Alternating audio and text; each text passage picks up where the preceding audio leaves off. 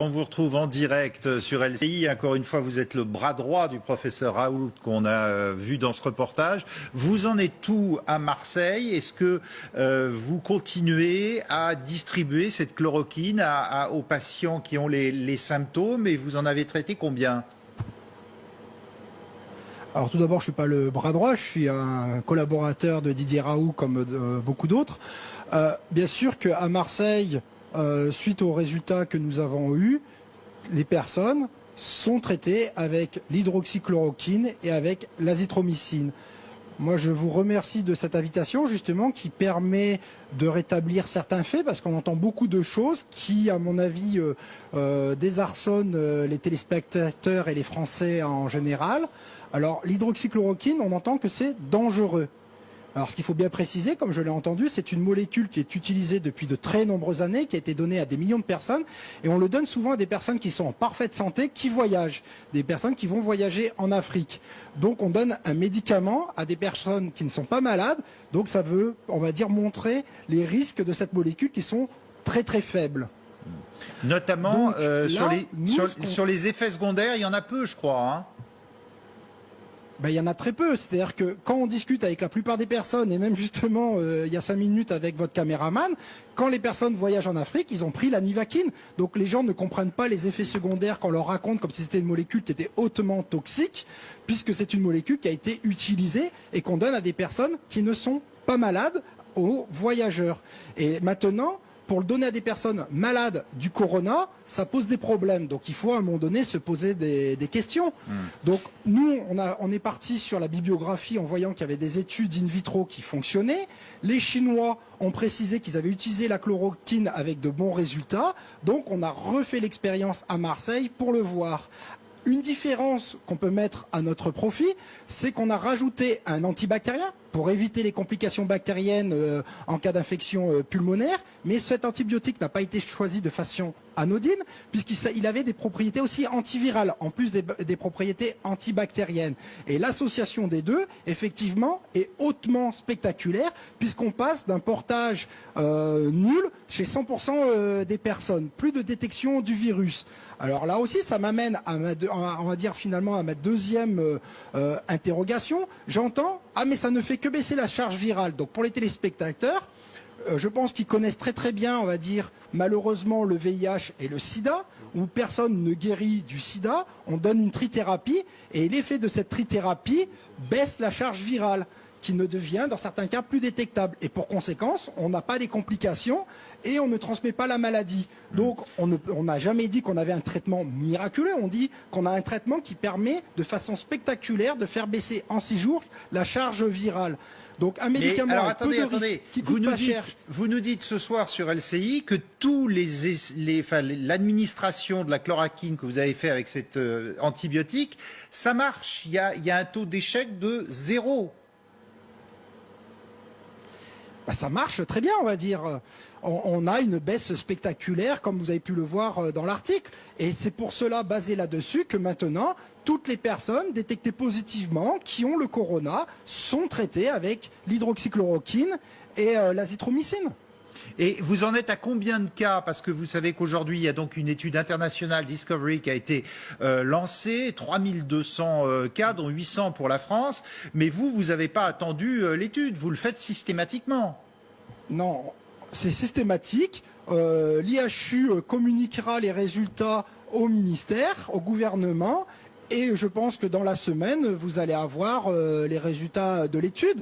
Mais à un moment donné, j'entends que nous sommes en temps de guerre, qu'on a un ennemi, ce virus, mais il faut agir, il faut faire vite. Donc moi, je n'arrive pas à comprendre les tergiversations qu'il y a pour une molécule qui est une des plus connues au monde, avec des effets secondaires, mais vraiment très faibles, puisque, comme je vous le répète, on le donne à des gens en bonne santé, donc c'est pas pour les rendre malades, et que maintenant, on a une levée de bouclier. Alors je suis d'accord, on n'est pas dans les systèmes classiques où on a le temps de mise en conformité des médicaments, mais voilà, on a quelque chose avec peu de danger et avec une efficacité drastique. Mais alors, est-ce que vous comprenez quand même certains spécialistes Pardon, et le ministre de la Santé qui dit oui, ça m'intéresse beaucoup, mais pour l'instant, il n'y a que 24 cas officiels, il n'y a pas eu d'essai placebo en parallèle, et on doit suivre un chemin expérimental précis. Mais on a eu des personnes qui n'ont pas été traitées. Dans notre étude, il y a des témoins, entre guillemets, négatifs qui ne sont pas traités. Donc déjà, c'est pas, entre guillemets, les critères les plus drastiques des études cliniques classiques, mais c'est quand même des résultats qui sont scientifiquement valides. Et en gros, la statistique, c'est comme si à un moment donné, vous regardez quelqu'un qui est guillotiné, et on regarde s'il est mort et qu'il faudrait recommencer. On passe, on va dire, avec 100%. On va dire, on n'a pas besoin d'analyse statistique là-dessus. Après, bien sûr qu'il faut continuer, mais justement, plutôt que de rentrer dans des polémiques, il faut continuer à tester avec un médicament qui ne représente pas de risque. Moi, on va dire ce que je veux dire aussi, c'est que le professeur Raoult est une star internationale des maladies infectieuses. Les collègues avec qui je suis sont les meilleurs spécialistes mondiaux sur les maladies infectieuses. Donc, vous, si demain vous devez vous faire soigner, que vous avez les plus grands spécialistes avec des épreuves de titres, les publications les plus prestigieuses qui vous disent utilisez ce médicament qui n'a pas de danger, ça fonctionne, et des gens qui n'ont jamais utilisé ce médicament, qu'est-ce que vous choisiriez? Moi, je peux vous garantir que si j'étais infecté, je prendrais le traitement. Si ma maman serait infectée, je lui demanderais de venir à Marseille pour se faire traiter. Alors, il y a le problème de l'automédication. À Marseille, il y a le problème de l'automédication. Vous avez vu que des pays comme, par exemple, le Maroc avaient raflé, réquisitionné tous les stocks à Casablanca. Il y a Donald Trump qui dit, là aussi, on va y aller. Il y en a plus en pharmacie. On n'en trouve plus de la chloroquine, alors que c'est un médicament assez basique. Et ça peut être un poison si on le dose trop fort. Mais comme tout médicament, si vous en prenez trop, vous avez des problèmes. C'est pour ça qu'on ne dit pas aux gens de faire de l'automédication, mais d'être diagnostiqué et en cas de maladie avérée, de prendre le traitement. On n'a jamais dit aux gens de faire de l'automédication, on n'a jamais dit que c'était non plus miraculeux, on dit que ça fait chuter la charge virale et qu'à l'heure actuelle, c'est quand même la meilleure piste que nous avons.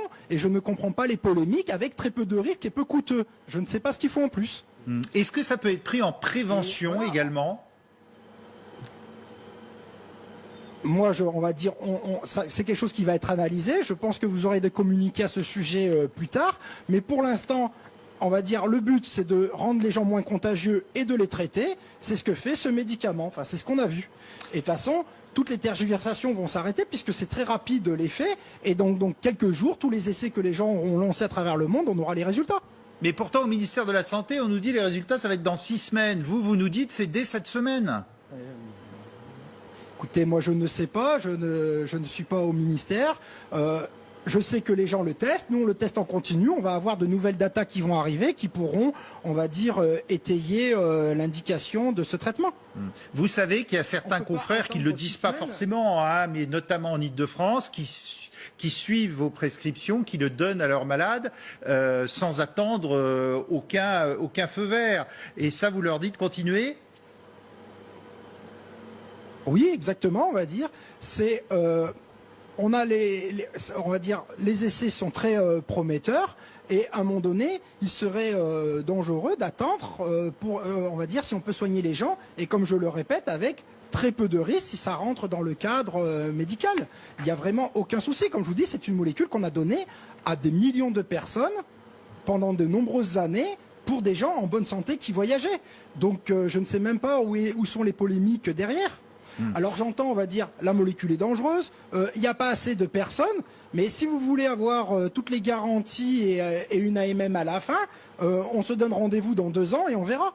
Ouais. Moi j'ai entendu le gouvernement qui a dit que nous sommes en état de guerre. Quand on est en état de guerre, on fait avec les moyens et pour l'instant c'est une des meilleures pistes qui existent. Éric Chabrière, il y a le professeur Saliou qui est médecin biologie, spécialiste de vaccinologie et des maladies infectieuses qui veut vous poser une question.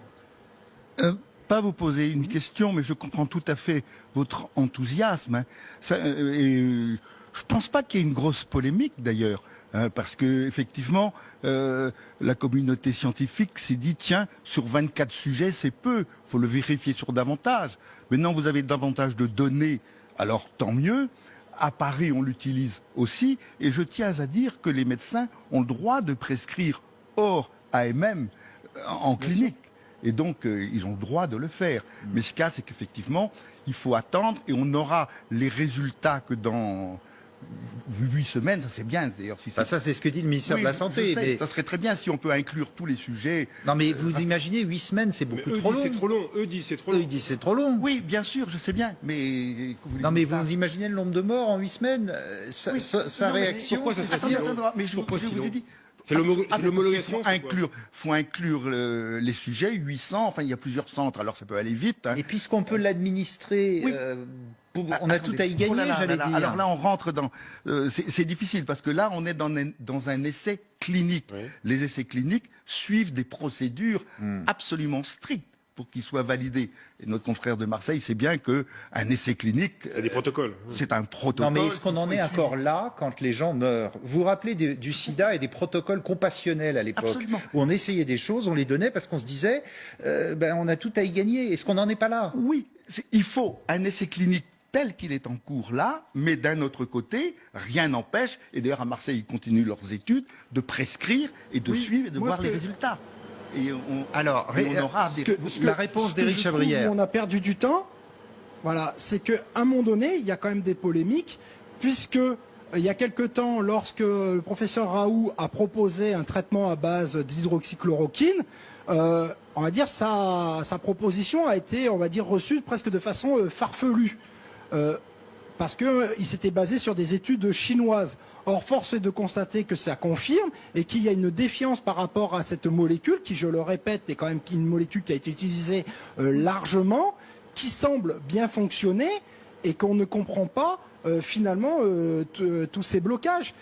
Moi, je répète, on va dire qu'on a quand même des spécialistes de niveau mondiaux. On a la chance d'avoir à Marseille les meilleurs spécialistes du monde en maladies infectieuses. Et force est de constater que j'ai l'impression que leur voix s'éteigne un peu, on va dire, en France. C'est repris aux États-Unis, en Suisse, dans les autres pays. Mais en France, la voix a du mal à percer. On a été, on va dire, financé par le grand emprunt justement pour faire un pôle d'excellence en maladies infectieuses. C'est un jury international qui a décidé de faire un pôle de maladies infectieuses à Marseille, un bastion à la Vauban pour les maladies infectieuses. Et on voit... on est efficace. C'est vrai que mon chef, on va dire, est-ce que c'est l'homme le plus sympathique du monde? Je ne sais pas. En tout cas, c'est une organisation militaire. Mais dans les états de crise, ça fonctionne. Et en tout cas, on résout les problèmes. On est efficace en ce moment, aussi bien pour le diagnostic que pour proposer un traitement, plutôt que d'attendre un vaccin qui arrivera après la guerre. Renaud Pila vous pose une question. Oui, non, juste une petite question que je me pose. J'imagine certains téléspectateurs. Pourquoi ces freins, ces réactions au début? Est-ce que c'est par rapport à la molécule, le doute, ou alors c'est plus des rivalités entre grandes villes, grands centres, entre barons de la médecine? Quand on connaît pas, quand on n'est pas dans ce milieu-là, on ne comprend pas. Comment expliquer ces freins et ces rivalités? Je pense qu'on rentrera dans les polémiques après la crise. Là, ce n'est pas l'heure. Je pense il faut travailler et trouver les solutions. On a besoin de toutes les forces actuellement pour résoudre les problèmes. Et après, on analysera, on va dire pourquoi, sur quoi on aura pu gagner du temps. Et j'espère que le bénéfice, on va dire, de cette crise, c'est de trouver des solutions plus optimales dans le futur. Mais je pense que beaucoup de personnes donnent leur opinion sans connaître la molécule, sans jamais l'avoir prescrite, alors que nous, à Marseille, on va dire, on a 10 ans d'expérience, même beaucoup plus, on va dire, moi personnellement, on va dire, elle est dosée chaque semaine dans mon service depuis 10 ans. Donc, plusieurs milliers de patients ont suivi cette molécule. Donc, quand on dit quelque chose, on le dit en connaissance de cause. Ce ne sont pas des savants fous à Marseille. Ce sont des stars internationales, je le répète, dans leur discipline. Et souvent beaucoup plus qualifiés que les détracteurs. Donc, à un moment donné... je sais pas, je pense que c'est une question de bon sens. Oui. Éric Chabrière, justement, Donald Trump, on l'a vu dans le sujet avant, s'intéresse énormément à vous, on attend beaucoup. Vous avez des contacts avec l'étranger, notamment les anglo-saxons, ils vous appellent, ils cherchent à savoir où vous en êtes? Nous, notre protocole, on le distribue à toutes les personnes qui veulent l'avoir. Les gens, entre guillemets, connaissent la molécule, connaissent, on va dire, ses effets secondaires qui sont très minimes, et se disent, mais s'il y a quelque chose qui fonctionne, autant l'essayer. Peu de risques. En plus, si quand bien même la molécule, on l'utilisait, on a quoi, 16 000 personnes positives en France? c'est pas, on va dire, on le donne plus aux voyageurs. Enfin, à un moment donné, on est en train d'avoir des angoisses sur des choses que je ne comprends pas. Éric Chabrière, il faut votre traitement l'administrer au début de la maladie, c'est-à-dire quand les symptômes sont les premiers, c'est là que c'est le plus efficace, ou bien de toute façon c'est 100% à tous les coups. Moi je suis pas spécialiste, mais si quelqu'un par exemple commence à être entubé, est-ce que vous lui donnez quand même, ou bien c'est trop tard? Bah, j'ai envie de dire que plus tôt on traite, mieux c'est. Si le virus fait des dégâts pulmonaires, on va dire faire baisser la charge virale n'aura aucun effet. C'est autre chose. Là, c'est de la réanimation. Ce qui est important, c'est que dès que la personne est testée positivement, si on fait baisser sa charge virale, eh ben, on peut attendre deux effets. C'est un, que la personne soit moins contagieuse, puisqu'il n'y aura plus de virus, et deux, ce qu'on peut espérer, c'est aussi une guérison plus rapide avec moins de complications. Et c'est ça ce qu'on est en train de regarder petit à petit avec plus de recul. Mais les résultats, entre plus de charge virale au bout de 6 jours, les résultats sont spectaculaires. Après, j'entends traitement miracle, mais on va dire le professeur Raoult ne s'est jamais placé en messie, il n'a jamais parlé de miracle. Il dit qu'il a un traitement qui fait baisser la charge virale. Moi, je fais le lien avec les trithérapies pour le VIH qui ont montré leur efficacité. Évidemment. Donc vous nous dites ce soir, quelqu'un qui arrive chez nous à Marseille, on lui donne cette chloroquine avec un antibiotique et ça marche à 100%. Et cette semaine, vous allez diffuser de nouveaux résultats. Voilà, on va dire, après je laisse le professeur Raoult, on va dire, communiquer dessus. Mais de toute façon, tous les résultats que nous aurons, positifs ou négatifs, seront envoyés dans un premier temps au gouvernement. Puis ensuite, on fera un communiqué de presse. De toute façon, toute personne peut suivre sur notre site IHU Méditerranée Infection. Vous verrez toutes les vidéos, la chronologie, à quel moment on a dit. Derrière, on a assumé notre devoir de communication et de proposer des solutions à une crise. Sanofi envisage de produire 300 000 doses, je crois, et de façon gratuite, mais attend le feu vert du gouvernement. Vous, ça vous étonne, ça? Il faut le faire tout de suite? On va dire là-dessus, je ne vais pas, on va dire, me mêler de politique. J'ai envie de dire, on a un traitement, autant, on va dire, le donner aux gens qui sont, en tout cas, c'est ce qu'on fait à Marseille. Donc moi, ce que je peux que vous conseiller, c'est d'imiter ce qu'on fait à Marseille. Et comme je vous dis, nous ne sommes pas des savants fous. Il y a parmi mes collègues les plus éminents spécialistes des maladies infectieuses. Le professeur Raoult, qui est vraiment une sommité internationale rare. J'ai envie de dire, regardez la personne qui est la plus compétente dans ce domaine, qui connaît le mieux la chloroquine et à qui il faut faire confiance. Je pense que la réponse est claire. Éric Chabrière, interview exclusive sur LCI, professeur à l'Institut des maladies